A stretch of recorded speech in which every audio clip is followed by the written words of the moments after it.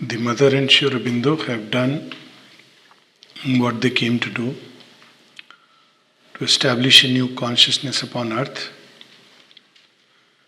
They have created the ground, the matrix for the next evolution of man into the superhumanity of tomorrow. But as we said yesterday, that if we enter into the utopia and we are not ready for it, we will not even understand, we will not be able to live in that. So there is needed from our side an effort. They have built the bridge, we have to walk on the bridge. And the minimum that is needed to walk this path, a bare minimum which sometimes can be really more than enough, the mother says that, is faith. She speaks of particularly two things, faith and gratitude. Just to know that the divine exists, to know that He is there to help us. We are not alone on this great, tremendous, difficult, dangerous, delightful journey. He walks with us, holds us, carries us through all the trials and tribulations of life. There are countless reasons to be grateful. The fact that we breathe means we have a chance. We wake up in the morning. It's so beautiful to start the day with gratitude that we have yet another day when we can cover some distance on this great journey. And gratitude itself opens the doors. And then faith. She says there's a whole section of humanity which doesn't know anything. It doesn't know about all the things that we talk about, supermind, levels of consciousness, all this. But by the fact that they have faith of the divine sacrifice in matter, it be redeemed. So this is something very tremendous. We don't realize the power of faith. And we have to guard it like a most sacred treasure. It's a gift of grace. I sometimes wonder how do people manage their life when they don't have faith. It can be terrible. So we have to guard it like a sacred treasure. And Sri Aurobindo speaks of faith as the pilgrim staff, when we are walking in utter darkness. So there's not even the torchlight. So what do? We have a lathi, staff. So this is a wonderful thing. It's a support. It is also, when you do cut, many animals will just go away. But they know somebody is walking the path. It is also good to feel the things which are around you. So faith is the pilgrim staff on the journey and the surest guide in the darkest days. It leads us right to the doors of knowledge. The time comes when faith melts into knowledge. Then we don't need faith because we have the knowledge. Of course, one must understand that the word knowledge, like the word love, like the word will, mean very different things in yogic terminology. Knowledge from the yogic standpoint is not book knowledge, it's not intellectual knowledge, it's not academic knowledge. All these things may prepare the ground for the knowledge. But knowledge can come without any of these things, and knowledge may not come even after we have read all the scriptures in the world. This has been the well-known mystic truth, and Sri Aurobindo says the same thing. It's not something which we don't understand. So reading books is a great help because it tills the ground. It prepares us. But in itself, it should not be mistaken for knowledge. Knowledge is a direct vision of the One. It comes when oneness dawns upon us. And when that dawns, we discover that all that the books describe and all the books in the world, all that they have written, has been written and spoken about the eternal, actually is very little. I won't say nothing. Compared to the actual glimpse, it's the glory of glories. So, it's very good to read books. It's good to hear. It's good to listen. It's good to read, but this knowledge must be translated into real time practice. This reading and this intellectual preparation must be translated into real time practice. That's how understanding comes.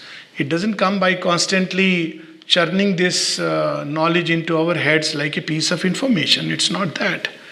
Sri Ramakrishna would say that if there is water and you churn water, you won't get butter out of it. If you churn makhan, then butter, then what is it, churn, then milk, then you will get nice clarified butter out of it. You won't get just by churning water. So this, all that we read and hear, and then we discuss, debate, analyze, compare, contrast, it will not give knowledge. That's for sure. When we read, then we steadily apply it with faith in the divine wisdom, in the divine leading. A faith which is very logical, that he who has brought me thus far will carry me further. And while we may think that we are all, here because we made a choice, we paid up, we signed up, somebody told us, even little children from Surat, you may think that, you are here because you are doing internship. It's not true. That is an outer reason, excuse. You are here because something within you has been picked up and you are here. And that something's purpose is far deeper than whatever superficial understanding of things may be. So we may come for different reasons, different causes, but it doesn't matter. Divine can use any outer excuse for something much more profound and deeper. So reading is a help, but reading can become an hindrance if we regard it as an end in itself. The Gita and Sri Aurobindo in Synthesis of Yoga cautions us, Sri Aurobindo reminds us of the Gita, Shabd Brahmati Vartate, go beyond the written word. And he says that the sadhaka of the integral yoga may find one book, many books, depending on his stage of evolution, depending on his background. It could be the Gita, the Bible, or any book, scripture, as a starting point of entry. And even though these books may be helpful, he says, but he is not a sadhaka of a book, he is a sadhaka of the infinite. So that is the important thing to remember. True understanding comes when we walk the path. True understanding comes when we do, rather than only think about it. Thinking is a first step, but doing is knowing. So what is to be done? So much Mother and Sri Aurobindo has spoken about it. Sri Aurobindo summarizes it in one word, utsaha. The keenness of the disciple to learn. They have given us infinity. Most of these books I have seen, it's a sad sight. Lying in libraries of devotees, disciples, centers. I wondered why. So the one idea is very difficult. It's not true. It may be true to an extent of a book like The Life Divine and the Human Cycle, though actually if we read it with a seeker's heart, Sri Aurobindo's writings are very direct. Then we have the entire conversations with the mother. So simple. Letters on yoga, extremely simple.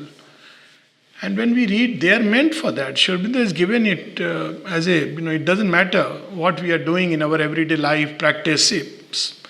We are in the field of healing. So much they have given about the truth behind healing, how, healing takes place, and they have given us entire divine vision of life. Truth behind relationships, truth behind material energies and forces with which we deal with, truth behind astrology, truth behind religion, truth behind sleep and dream and waking, truth behind eating food. Everything we are doing all the time. Why not do it with a deeper vision of things? And they have lent their eyes to us. Sri Aurobindo literally, in a sense, lost his outer eye because he wanted to give sight to us. Literally, writing, typing. In those days, we didn't have that thing. And then he would see, but with the eye of consciousness. And we don't even feel it necessary to, read a book. And it doesn't need any, we are going anywhere. We can just carry a book. It can change our lives. We don't realize its power. I know of a disciple whose wife was, had turned towards Mother and Sri Aurobindo because she came from a family of very deep devotees. And she would tell her husband, because husband did not sympathize with her journey. So she used to tell him that don't give me costly saris and anything. He was a rich man. Just give me money to go to Pondicherry. That's all I need. Time to time I want to go there. And he said, okay. But don't go for too many days. So she didn't want to annoy him. So she would say, okay, I'm going to my parents' place. And parent knew. So she would go. She would say, I'm going for 20 days to parents' place and 2 days to Pondicherry. But the whole thing was reversed. It was 2 days at parents' place and 20 days at Pondicherry. This man was carrying on. It's okay. Usual life. One day he was traveling from Pune to Bombay. And he wanted to, some book you pick up, to read on the way. So generally he would pick up a magazine, and that day, because he was really getting late, and he told his wife, give some book, something I want to read. And then he pulled out, not realizing what he's pulling out, the Mother. Sri Aurobindo, the Mother. He said, okay, what is it? Like, you read a tabloid, the Mother, and put it in the suitcase. Okay, I'll read on the way. And he says that book changed his life. It's a small book, 62 pages. It's a small book. And he read it and it changed his life. He came back a changed person. He completely gave up all the old habits. He became more keen to now not only send her but himself to go. So we don't realize the impact of how powerful it can be, and when the time will come, when the revelation will take place, and that's how we should read. If we don't understand, it's okay. How time is slipping by. Sometimes I feel it's so frightening. People enter there, what in India is called as Vanaprasth. They're still busy with all the usual things in life, knowing that the end is going to be do gaj zameen ke niche, or, Agni, Swaha. It doesn't require much to, it's there. And yet, one continues. And then one wants Kurvan Neve Karman. Is a mistranslation of this great truth, knowing that the Vasudeva is here in the world. But it's like, I must pull on somehow. I must manage my life. How much can I enjoy, like the mythical king Yayati, who even asked his son's youth to enjoy life. Famous Pururava who says, okay, you take by half of my life and you enjoy. So this is, at some point, time is slipping by, and there's very little time. Actually, we as human beings, we don't realize it. So we try to run away, go here, there, partying, spending, thinking that, it's going to, but it doesn't buy us happiness. It's something very temporary and momentary. So, knowing all that, we must put all of ourselves into this journey. That is the utsaha of the disciple. But Sri Aurobindo also cautions that this utsaha must be without vyakulta. Vyakulta is, when will I have the experience, when will I? Our work is our work, and the divine's work is divine's work. So our work is to make a bonfire of our entire being. Divine work is to do what he does with the bonfire. It's a purifying process one has to go through.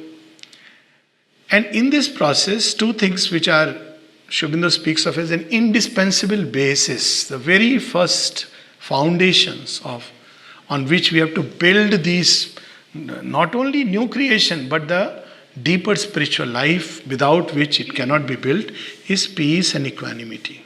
Indispensable foundations. Now, equanimity may not be needed in a pure Jnana Yoga or Bhakti Yoga. But the moment you speak about Karma Yoga or in yoga which is life engaging, life transforming like Sri Aurobindo, equanimity is a must. And if we look at it, every day, 24 hours, countless opportunities the grace gives us to practice this. Sometimes the weather will not be according to our likings, and sometimes the food. Sometimes the people with whom we are sharing our journey may not be those whom we wish to.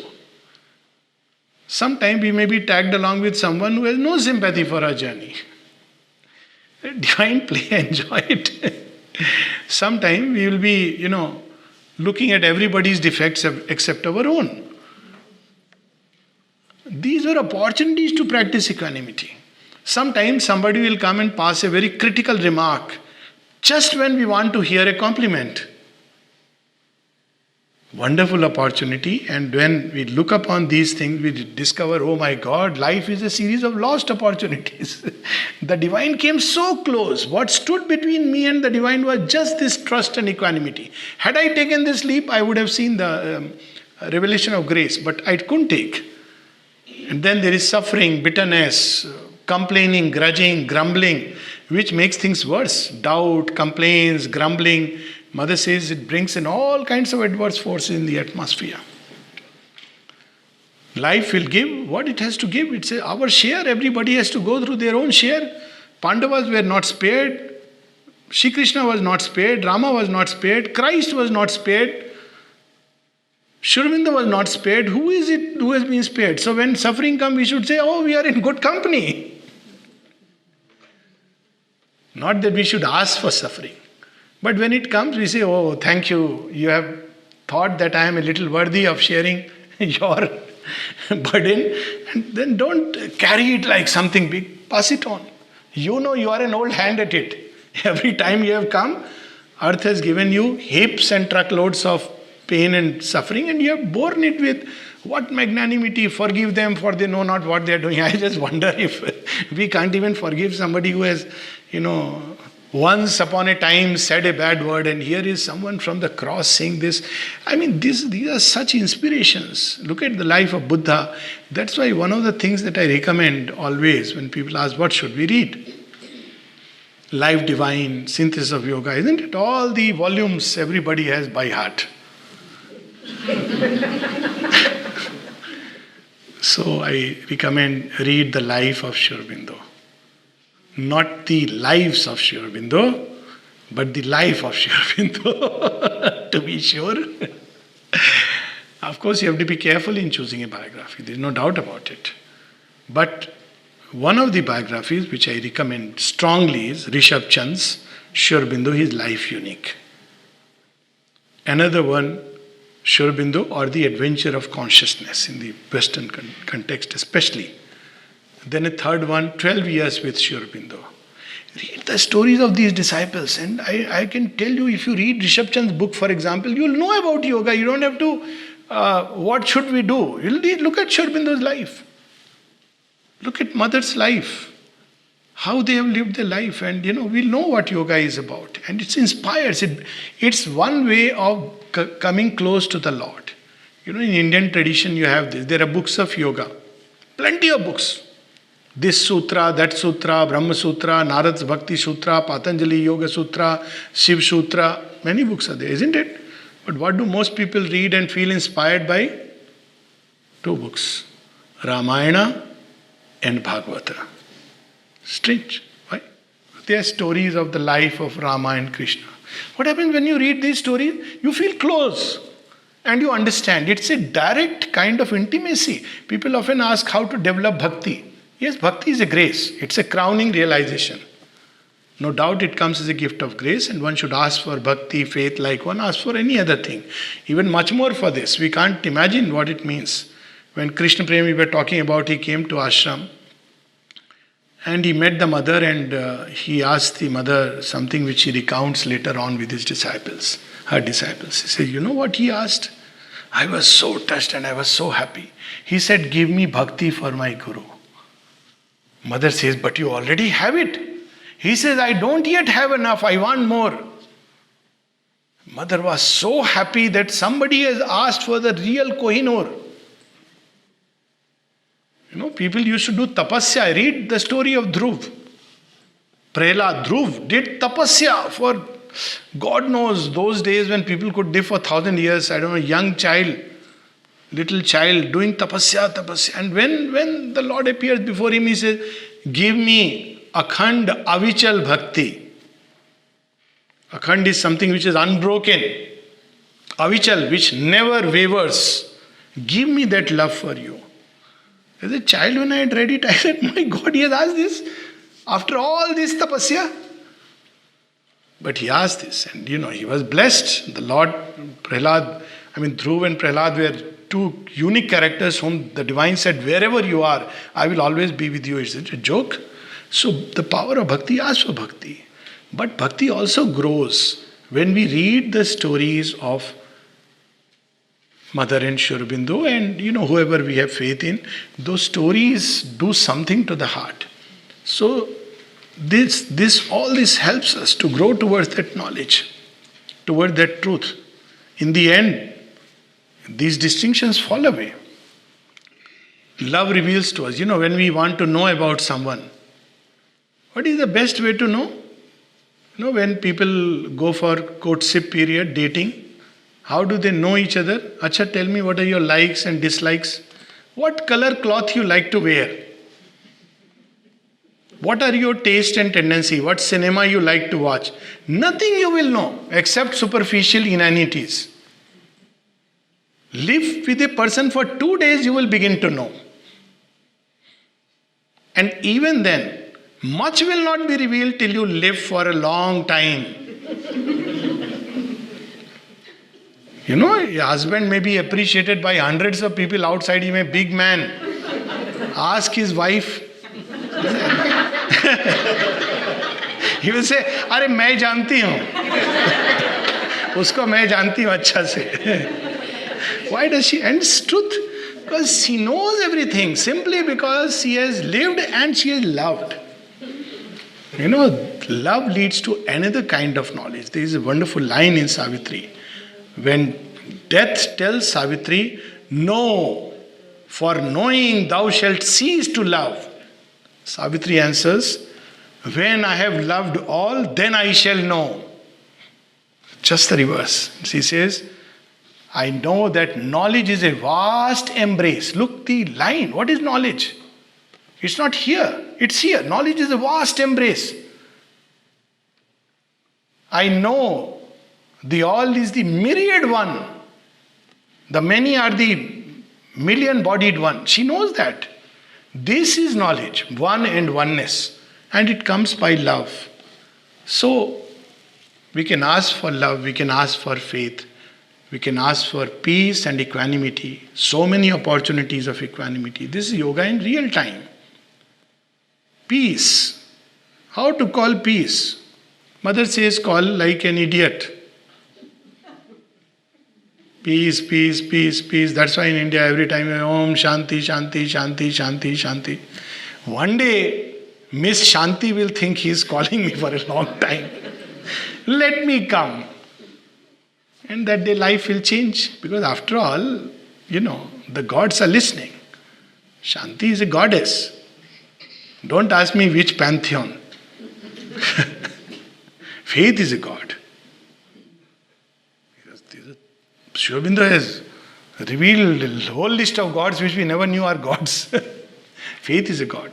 There were 4 gods or 4 powers that were pillars of immortality. And Sri Aurobindo and the mother were trying to bring them down in the early disciples. Very early. So one of them was faith, aspiration, devotion, and surrender. These were the 4 pillars of immortality. So one of them was faith. And the person in whom faith was coming lost his head. It is such a tremendous power. We just don't understand. We think it's like... So faith began to come and he couldn't. He had to go away, It's a famous story of Tirupati and how Sri Aurobindo then, carried his journey. It's a whole... So these are gifts. So when we call peace, first aid, as a doctor, one of the things that I used to teach my students, when you have an emergency, what is the first thing you will do? So some will say whatever the number is in India now, it is 108. Good, blessed number. Or you will call, 911 is also good. 9 is material perfection and 1 is of course the divine. So call it like that. So it is, and 11 is reborn because 10 completes a cycle. So literally you are calling the divine to make you be reborn in material terms. So it's a perfect number for emergency. In India, people connect with 108. So you have 108. Or people will say, I'll do this, I'll do that. One of the first things that was taught to us as doctors was reassure a patient if he is conscious. It's so important. It's a tremendous power when he goes to a doctor and says, don't worry, take care. But if doctor has serious face with sweat dripping on his forehead, patient is half dead. So its spiritual correlation is that when we are in moments of crisis, call peace, call the divine, ask for that peace and calm. Yes, it's difficult. Obviously, if we have not practiced it in our life, then it will not come because we have not plugged the wires. We have the phone, but the wire is not plugged. So you keep putting number, nothing is happening. You have not activated the line. So every day we can call peace, all that. Whenever we feel like, call peace. So it works wonderfully. When there is a fight going on between two persons, if one person starts saying peace, peace, not like peace, peace, not peace, peace, peace, peace, peace. After some time there is no point fighting with this fellow. Because people get joy when they fight. It's a food, tasty food, spicy food. So this is the foundation of this yoga. If you see the first book that came out of letters on Sri Aurobindo's yoga, what was the book called? Basis of Yoga. It was distributed in the ashram. First chapter is calm, peace, equanimity. Basis of yoga. Food, sleep, sex, another chapter. It's like these are the foundations.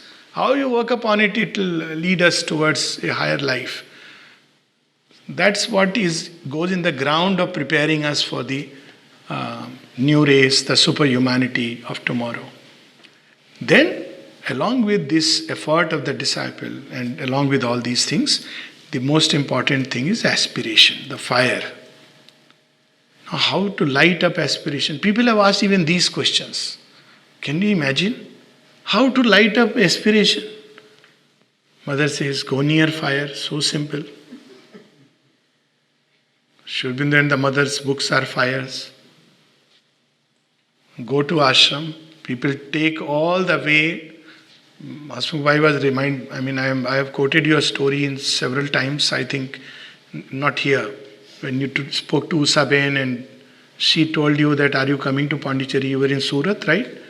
And you said, I don't know, I'm thinking because it's a day or 2 days or something. What did she say? Even if you can come for 1 hour. Seconds, it is worth it. God only requires seconds. Yes. Even if you can come for seconds, it's worth it. This is a prayer of the mother. One of the shortest prayers. A few moments spent before thee are worth centuries of felicity. Seconds. Because God doesn't require a long time to do what He has to do. And imagine, it's not just going there. It's the whole preparation. You are buying a ticket, you are going through all the process and all that. What you are doing? You are actually thinking, I'm going to go there. All this is important. That's why it is said in the ancient scriptures that every step you take towards the divine, towards a tirtha, that's how it is said, pilgrimage, gives you the result of 1,000 Ashwamedh Yagna. Leaving aside the exaggeration, leaving aside the deeper sense of Ashwamedh Yagna for a moment. Even there, Ashwamedh Yagna, all the energies that you pour into the Yagna. Now this whole energy, some people are preparing for a whole year. I'm going to go then. All this is going in the hundi of our, what we call as divine karmas. It is going there. It's an energy, it's an effort. It's not like, when people say, Mataji bulayenge tab aa jayenge. When mother will call, I will come. What do you mean? That mother will send a ticket? Maybe she may, God knows. But that's not the attitude of a disciple. The attitude is, okay, let me prepare. It's difficult for going from here. Even I have seen in people in India, when mother calls, I will come. What is this? Thank God Sri Aurobindo has his ashram in Pondicherry. Supposing it was in Alaska, every day I feel grateful. That thank you so much you have in Pondicherry. If I can't end up feeling grateful that you have your place in Pondicherry and I am in India, it's if nothing else, I have to be grateful with the last breath. Imagine if you were in Alaska, what situation I would have been. I am not bothered about others. Totally selfish gratitude. If you were in Alaska, sometimes really wonder that what life would have been, how miserable you feel. And even that is important, sometimes to increase the fires. Aspiration is a strange thing. The divine sometimes keeps you away. Let the fire grow. It's growth of the fire. It can grow any which way. And then we have to feed the fire. It's not only when we meditate, but everyday activity, offering. How does fire grow? By putting havi into it. And how do we put havi? You must have seen the yagna ritual when you put ghee. So what do you say? There is a mantra with on. Om so and so swaha. Then again you will put wood pieces. Om so and so swaha. Last is Om aham swaha. That is not said. But the point is that, I am not going into the deeper symbolism, which is very beautiful. Everything that is put, the gritam, the wood pieces, very profound. But the sum and substance of it is that when we put, Mother puts it so simply. That's the beauty of Mother's writings. You know what she says? There is a fire in the center of the heart. Put everything in it with the divine name. Now you see, what is it? Om so and so swaha. Divine name. So all the activities that we go through in life, Mother, take them. That's how Janina Stroka's book, Captive of Her Love, how beautiful book. She says, now I have learned the yoga after staying in ashram for years. I have learned the yoga. What is the yoga? She says, it is very simple. I have a headache. I tell Mother, it's your headache. My maid servant has not come. I am disturbed. So I say, Mother, it's your problem. What Mother spoke about her when she passed away. She says, she has done a work for me, shown me what the new form will be like. 9 years of stay she could do this yoga. Polished nurse, amazing. To give to the divine. It's not like only big things and good things. Everything, good also. Good will be transformed into its true reality. Good is not what we understand as good. Karna was a good guy, but perfectly useless and even dangerous. His goodness was not good from the divine point of view. So everything that we consider as good, everything that we consider as bad, and everything in between, and all the pleasant, the unpleasant, everything we keep offering by remembering the divine name. That's how the fire grows. So this is the way it keeps on growing. And then Sri Aurobindo says that the third element and very important one is the master, the guru. Sometimes I feel I have, of course, not read the new book, but I have just heard a little bit about it. Spirituality without spirit. That is only duality. You may add duality or multi-duality. Spirituality without spirit is literally that. There are all kinds of things which are taught to us, but minus the divine. This was my problem when I used to go for seminars on psychology, integral psychology. All this used to happen. Delhi, and they would call and all this. And I stopped going after a time. And when people would ask, I said, because you guys are just skirting around the whole thing, beating around the bush. You're not talking about the core. What is the core? The divine. There is no, psychology of this kind without the divine. Are you ready to listen that there is a divine reality of our being? Oh, that is mysticism. I said, fine, then let mysticism be where it is and psychology where it is.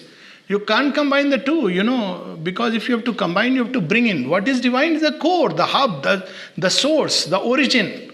How can there be, creation? It's bringing the creator into creation. It is we who divorced. It's not the creator who wanted to be away. We, by our conceptions, of, what was that called? René Descartes. And then dualism. All kinds of things. Philosophy and science. We kept the divine away. Don't meddle with us. Don't mess with our lives. We are messed up already. Okay, I am a person of retiring predisposition. You put me on somewhere in the skies on a pedestal, all right. You manage your things. So then after a while things started going into a doomsday mode. Then people say, you are to be blamed. He said, you are the guys who told me you stay there. Now you tell me that I am to be blamed. Should I come? Should I intervene? And we are still debating whether we should or we should not. That is the problem. So divine, the grace. But when we use the word divine, we should be careful that it's not our image of the divine. We have an idea of the divine. Oh, he is all loving. Meaning thereby, everything will be fine henceforward with me and my family. Sri Aurobindo reminds us that the divine lover and friend of mankind reveals himself to Arjuna, his chosen disciple, as time the destroyer. When Arjuna says, who are you? He says, Kalos mi bhava. I am time, who destroys and devotes all things. Kali, who comes, and when she comes, she is the world mother. And she just plucks our egos like, football and throws it aside. So when we call the divine, it implies surrender and trust, not an image. We play with images, like we play with the world through images. But divine definitely goes beyond our images. All that mind can conceive, he goes beyond it. So implicit within, when we use the word divine, is that he knows better than what we do. Mother says a lot of problems of the world would be solved if people knew that the divine knows at least a little more than them. What are his ways? Mysterious ways. Why mysterious? Because the ego doesn't like it. Udho karman ki gati nyari. So you have this weird word called karma, used in this sense. Ujjwal pankh diye bagle ko koyal ki vidikari. Why you made the bagla so fair and the koyal, who is so sweet and melodious voice, black? Now Uddhav is asking, why you have done this? Precisely to break your mental formation that fear is good. But we don't look at it like that. No, we have presumed in our mind that fear is good and black is not good. So divine breaks this formation. He says, look here, black is beautiful. But we don't want to look at it like that. We have presumed in our minds that this is how the divine should act. So there are so many ways of, understanding the divine wisdom which comes as we walk the path. Otherwise we can't. Why he gives the kingdom to Duryodhana? Precisely because that's the way to his road to his doom, faster doom. If Duryodhana never had the kingdom, he would have just continued with his jealousies and ambitions, kept on, but it was the best way, the fastest way for him to enter into that doomsday mode. So his way, and by that process rescue his soul out of that crassness. So his ways are mysterious, and he picks up, Sri Aurobindo reveals to us how the Divine Mother works in the sadhak. He says there are 3 outstanding features of this yoga. One of them is divine picks up where we are, how we are. That's why no 2 journeys are alike. Where we stand today depends on our past evolution as well as what the future is going to reveal to us, which is unique. And he picks up from there. So there are different starting points, like the same ocean, there are different people, different starting points. But regardless of what the starting point is, that fire begins to spread into the rest of our being. So we'll see that in each one there is a part which readily catches fire. In another person, that part does not open. In each one there is a part which terribly resists till the last moment. And in another person there is another part. But look at the beauty of the Lord's play. We keep on looking at the other person's shadow. And the other person is also smart. He looks at your shadow. Oh, mere devotee. They don't know. Going to Samadhi, putting their head, is transformation going to come like this? I have heard people say that. But those who put their head at the Samadhi are also smart. Oh, this fellow. He thinks that just by reading books he is going to get transformed. Both are fighting, and somebody is laughing out there, having good laugh. The beauty is you can combine all these things. It's not either or. Why do we take this position? I don't understand. All this goes on together. Read a book, meditate, contemplate, have bhakti, go to the samadhi, do works for the divine. Why limit oneself to this way or that way? This is how the mind operates. It takes a path. I'll stick on to that. Do everything that one can do. It's a joy, it's a delightful, it's an integral journey. These things we do because it's we don't realize. They are unconscious resistances. The book reader has resistance to surrender because why? The ego. Basically it's arrogance. Mother says, why do men don't pray? Says basically if they look inside, it's arrogance. So what do I do? How do I justify? Oh, prayer is something which is inferior.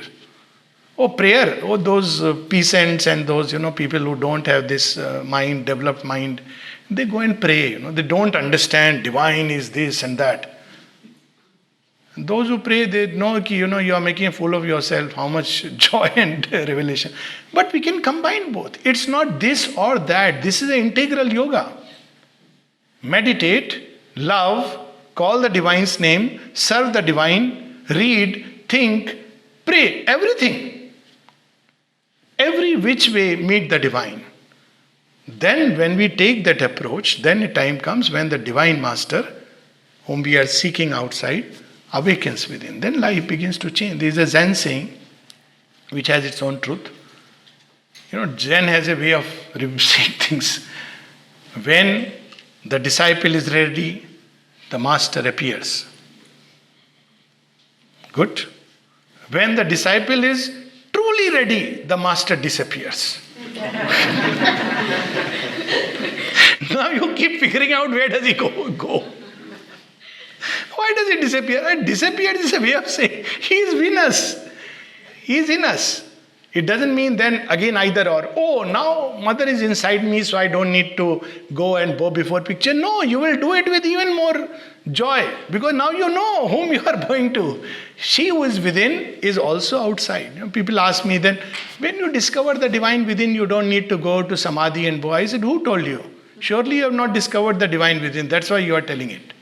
He says, but how? What is it? This is the purpose. I said, no, try to figure it out like this. You love your girlfriend, boyfriend or whatever. Yes. So do you carry a picture? Do you like to, well, why do you carry a picture? Love is enough. No, it adds to the joy. I said, exactly. It adds to the joy. Sri Aurobindo says something very interesting in one of his letters when he is asked, why is surrender to the Guru outwardly, who is a representative of the divine, regarded as the surrender of surrenders? Kabir Das told this in a very nice way. Guru Gobind, dau khade kako lagu pao. The Guru, the Master, and the Lord. Here Gobind is not just Krishna, but Lord. Both are standing. Whose feet should I touch first? Now you see the dilemma.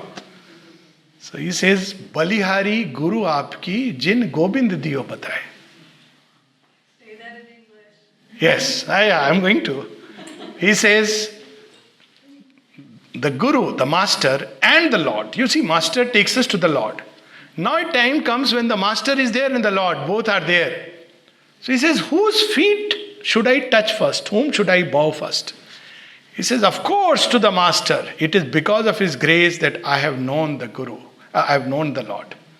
So my gratitude is to him first. And there is a deep truth in it. This was asked to Sri Aurobindo. Why? These are things which go on in certain context of thought. Oh, it's okay, Sri Aurobindo, now, basically inside the divine is there, mother is there, Shakti is there, supramental is there, everything is there. Though I don't know anything about anything, but that's in bracket and parenthesis. So what is the point? Why have pictures? Why put up? So Sri Aurobindo has asked this question. Fortunately, we have answers to all this. That why is surrender to the Guru known as surrender of surrenders? Sri Aurobindo says it's because when we bow down to the Guru and surrender to the Guru, We surrender not only inwardly, but also our outer being participates in the surrender.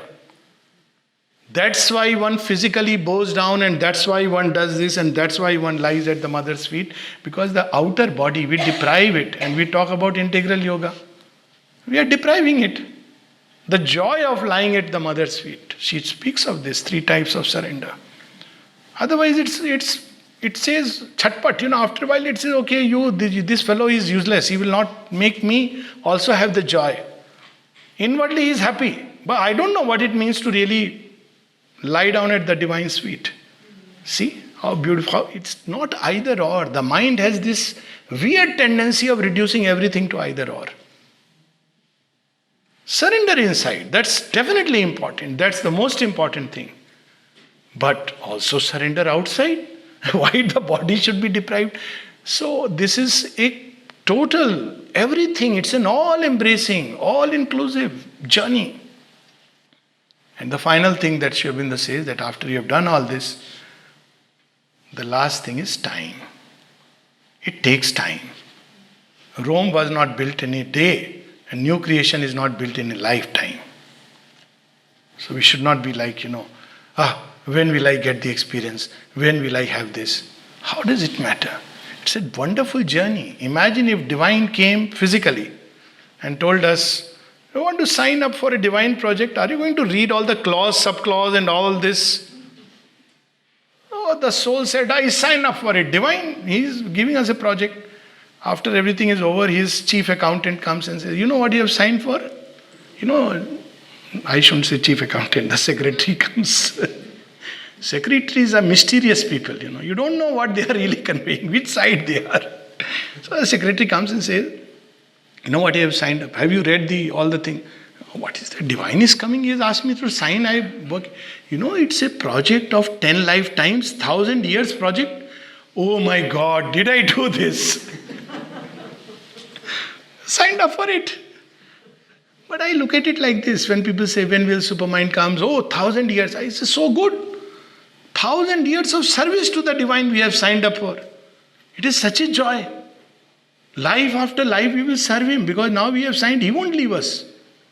Even if we want, he is not going to leave us. So better, be very careful. Mother used to say very clearly, if you have turned to the divine and said, I want to be yours, and he says yes, then the whole world can't keep you apart. So be careful, After giving one hand to divine, don't know, please, maybe he'll pull too hard. Please hold me. No, he will pull too hard. He will make sure that the other supports go away. That is the story of Draupadi. See how one can learn yoga just through stories. Maybe once you should have just session of stories we used to have earlier. Look at it. What is there? Draupadi. What is the story? Why is she so special? All supports are taken away. What does Draupadi do? She doesn't say, you cheat, cruel monster. You have done this to me. I am in this Kuru Sabha and all the great ones. Nobody is willing to help. What have you done to me? Oh, monster. She doesn't say anything like that. She says, on the contrary, now there is none to whom I can turn. Lord, thou alone. Thou alone. Hey Krishna, hey Govinda, hey Krishna, hey Govinda, hey Krishna, hey Krishna. And the Lord comes. So he plays a game. Let's enjoy the game. Let's not become too serious about doing some yoga like that.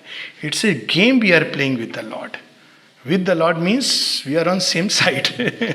So when he is on other side also, that's the other secret you discover. He is doing what he has to do on the other side. The truth is he is on, or rather we should make sure that we are on the side of the Lord. That's more important. And then we go through life, yesterday what Vladimir was saying, the soul is a battlefield and a sacrifice. Sri Aurobindo speaks, one of my most favorite passages, the soul of man is a world full of beings. It's a march, it's a battlefield, it's a constant sacrifice. But in this battlefield, in this journey, in this sacrifice, he is with us. And if he is with us, what is Kurukshetra? That is the story of Arjuna, when he chooses the divine vis-a-vis the whole world. This moment will come several times in our lives. We talk about choices and we think this choice, that choice. No, the choice, there is only one choice for a sadhak. The divine, or what will take me toward the divine, what will keep me away from the divine. There is no other convention. All moral, social, religious conventions fall aside. If this takes me closer to the divine, so be it. Mother says that those who have turned to the divine, duty toward the divine is much more important than any other duty.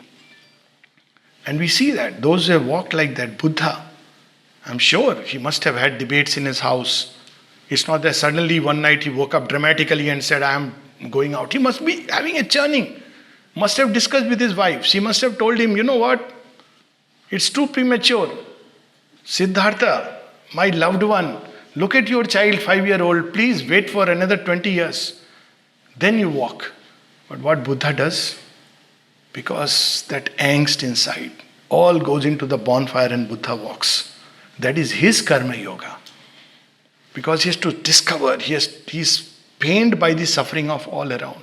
So this is the choice that we face every day. On one side, there are actions, feelings, thoughts that bring us closer to the divine, and there are actions, feelings, thoughts which take us away from the divine. There is no other criteria. And this we have to see with sincerity of our own being. Nobody else can tell us, because for each one, it would be different depending on the stage of evolution. And a time comes when, well, everything has to go into the bonfire. It's a preparation. So be sure one day he is going to snatch everything. Do it happily. Because when he snatches everything, then we are ready to receive everything. Sri Aurobindo says in one of the letters, he who gives himself, they who ask from the divine gives them what they ask for. But they who give themselves to the divine gives them not only what they would have needed or asked for, but much more. He gives himself. This is the yagna. This is the final ahuti in that Om, Aham, Ahankara, Aham Kamna, Aham, all this I call myself, my name and fame, Swaha. Swaha is the purifying energy of Agni. So it's not that he snatches away. He purifies it and if necessary gives it back to us.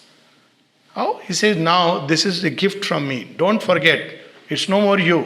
It's a gift. That is how the divine does. The two small stories with which I'll stop. Both inspiring. Yes, it's just about time. So in one of the stories, the lady herself told me when she was a little child and she came with her parents and father died, then mother then wanted to give everything to the divine mother, physical mother. So she came with all her ornaments and everything, rich Bengali family, and she said, Mother, you take everything. You know how they have walked that path. Mother says, no, my child, you keep it with you. No, mother, you take it. I want to keep anything with me. You are there. Do I need anything? Then you see what mother says. First she tells her, your daughter is growing up. She will need things. You may need the money. Mother, you are there. And look, mother's far-sightedness. She says, yes, my child, I am there, but tomorrow if it is somebody else to whom you have to ask, will you be able to ask? She says, no, mother. Now, she has self-respect. I won't ask anybody. You, I can ask. Mother says, that's why I am telling you, you keep it as if I am giving you. Look the difference.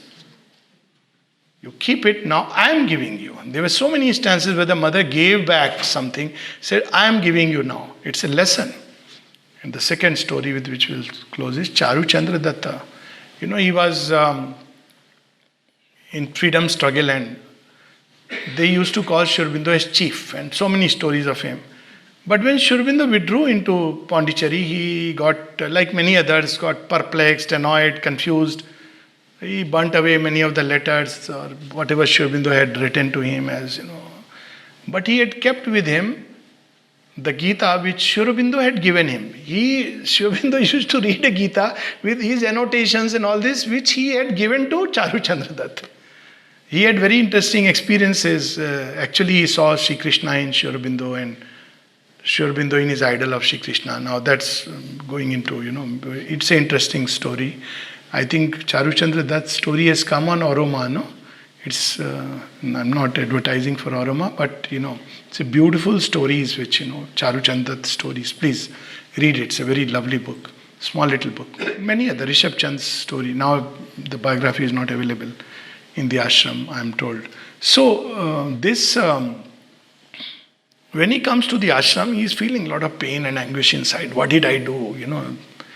He landed up, there is a whole story, wonderful story, and just one bit of that story is that he is angry, he doesn't want to go. Why? Because Sri Aurobindo has withdrawn, and his wife keeps telling him, you are a stupid fellow, you must go there. Your anguish will get peace only when you go to Sri Aurobindo. And he says, no, I'll not go.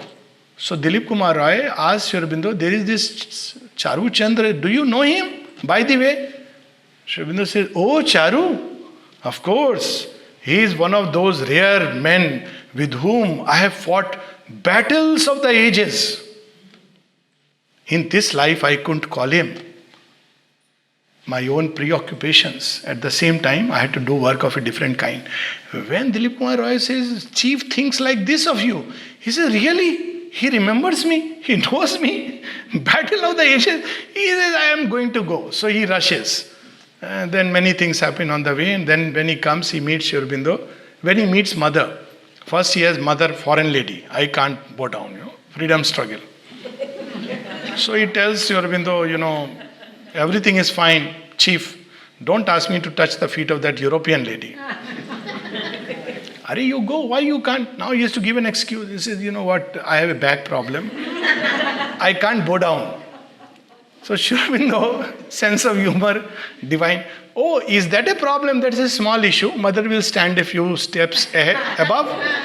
You don't need to bow down like that, but you can bow down like that. He can't disobey the chief, so he goes. And as he is standing in the queue, he is having all these thoughts. I can't do this. All these disciples bowing down. What is this? Indians have to now, look for a European guru. All these going on inside. He said, I'll go, and you see how the divine looks for that honesty. He said, I'll go there, I'll say, Mother, I can't fall in line with your disciples.